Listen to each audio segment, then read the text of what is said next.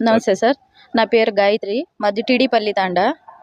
మా బంధువులు గొడవ పడడం వల్ల నేను మడకశిర పోలీస్ మొన్న స్టేషన్‌కి వెళ్ళాను జతలో ఊరికి. సీఐ సార్ దగ్గర కంప్లెయింట్ ఇచ్చాము. ఆ సారు వాళ్ళిద్దరిని విచారించకుండా 5 నిమిషాలకొకసారి నన్నే పిలిచి డోర్ ఏయమని చెప్పి గంటలు గంటలు నాతోనే మాట్లాడుతున్నాడు. నా పర్సనల్ విషయాలన్నీ, మీ ఆయన ఎక్కడున్నాడు, ఏం పని చేస్తాడు అని చెప్పినాడు. నేను ఒంటరి మహిళా సార్ అని చెప్పినాను. ఎందుకు ఇట్లా విడిపోయినారు అని అడిగినాడు. ఇట్లా ఏదో ప్రాబ్లం సార్ అని చెప్పినాను. చెప్పిన తర్వాత నెక్స్ట్ ఏమన్నా పెళ్లి చేసుకునే ఐడియా ఏమన్నా ఉందా అని అడిగినాడు నాతో. అలా అడుగుతూ మళ్ళీ నేను బయటకు వచ్చేసినాను వాష్రూమ్ కని భయమేసి. మళ్ళీ పిలిచినాడు. వాళ్ళు గొడవ పడిండే వాళ్ళని వదిలేసి మధ్యలో నన్ను పోయిండేదాన్ని 5 నిమిషాలకు ఒకసారి పిలుస్తా అన్నాడు.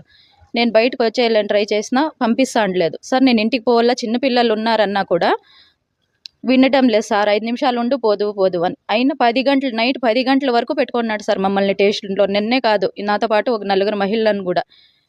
అప్పుడు నాకు భయం వేసి తెలిసిన అతను ఉంటే అతనికి నేను బయటకు వచ్చి కాల్ చేసి ఇట్లా చెప్పినాను. అప్పుడు అతను వచ్చి గొడవ చేస్తున్నాడు.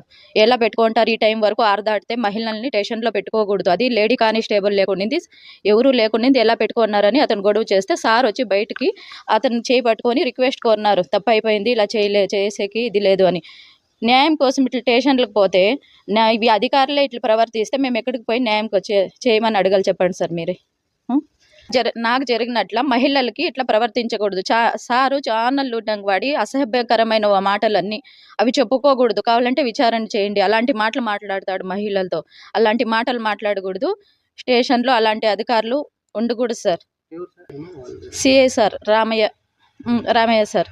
అందుకే న్యాయం కోసము నేను ఎక్కడికి వెళ్ళలేదు. మేడం లేడీ అని తెలిసి ఇక్కడికి వచ్చాక కూడా నాకు భయమే. ఎందుకంటే డిపార్ట్మెంట్లో ఒక్కరు చేస్తే అంతా ఏమో అని భయం అవుతుంది ఫస్ట్ టైం కాబట్టి. అయినా లేడీ అన్నందుకు మేడం దగ్గర న్యాయం జరుగుతుందని వచ్చినాను. నాకు న్యాయం కావాలి సార్. నాలాగా వేరే అమ్మాయిలతో ఆ సార్ అలా ప్రవర్తించకూడదు. మేడం కఠిన చర్యను తీసుకోవాలి.